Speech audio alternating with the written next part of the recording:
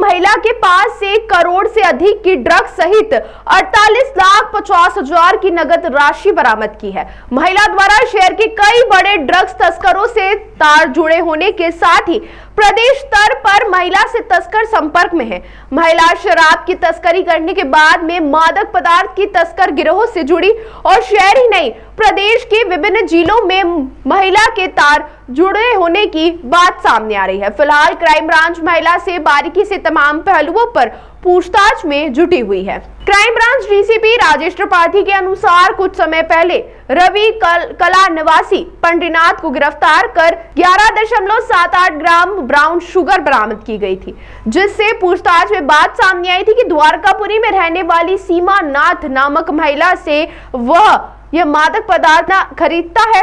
इसके बाद में crime branch additional DCP Rajesh Dhandotiya और एसपी देवेंद्र दुर्वे के निर्देशन में टीम गठित की गई।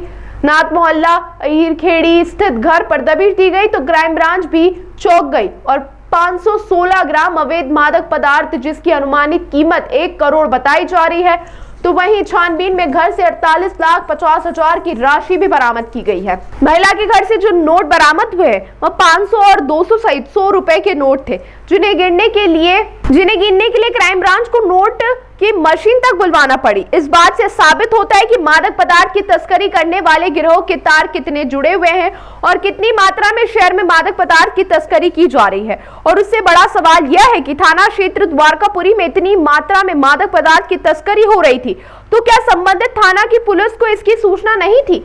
आने वाले समय पर पुलिस की वरिष्ठ अधिकारी इस और भी कार्रवाई कर सकते हैं। ये पूर्व में 28 जुलाई के आसपास एक लगभग 14 ग्राम की ब्राउन शुगर पकड़ी गई थी रवि काला की, जिसने एक महिला का नाम बताया था कि वहां से वो ब्राउन शुगर लगातार खरीद रहा। इसी बात को लेकर के कल भी सूचना मिली कि सीमा नाथ जो हिरखेड़ी द्वारकापुरी थाना क्षेत्र में रहती है, वो लगातार ब्राउन शुगर विक्रय का काम कर रही है। और पूर्व में भी इस तरह की सूचनाएं थी। उसका क्रिमिनल रिकॉर्ड भी चेक किया गया तो पहले भी एनडीपीएस एक्ट के मामले थे और बहुत सारे मारपीट के एक्साइज एक्ट के मामले थे। इस पर से क्राइम ब्रांच की 3 टीमों ने एसीपी देवेंद्र दुर्वे और टीआई जितेंद्र सिंह के नेतृत्व में दबिश दी। जब दबिश दी गई और उसके घर की तलाशी ली गई तो मालूम पड़ा कि उसके घर के अंदर से लगभग 516 ग्राम ब्राउन शुगर, जो लगभग कीमती 1 करोड़ रुपए का, और साथ में 48,50,000 रुपये नकदी मिले। और ये नकदी जो है ये 100 रुपये, 200 रुपये, 500 रुपये की उसमें मिले हैं, जिसके कुल नोटों की संख्या 18,100 थी और ये टोटल 48,50,000 रुपये था। नोटों की संख्या ज़्यादा होने की वजह से नोटों की मशीन बुलवा कर उसकी काउंटिंग कराई गई और मौके पर जो ब्राउन शुगर मिला था उसको जब्त किया गया।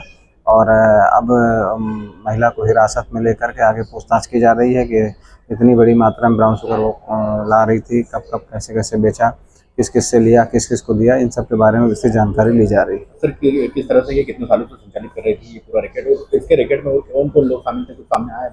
अभी तक इसमें जानकारी जो मिली है, प्रथम दृष्टया ऐसा लग रहा है कि ये डिफरेंट जगहों से, प्रतापगढ़ और भी आसपास के क्षेत्रों से ये ब्राउन शुगर खरीदती थी और वहाँ पर कैश में सप्लाई करती थी। इतनी भारी मात्रा में जो कैश मिला है और अलग अलग बर्तनों में अलग अलग जगहों से मिला है वहीं उसके घर के अंदर से, इससे ये समझ में आता है कि ये लंबे समय से इस तरह का व्यवसाय कर रही थी और उसी से ये पैसा भी उसने अर्जित किया है।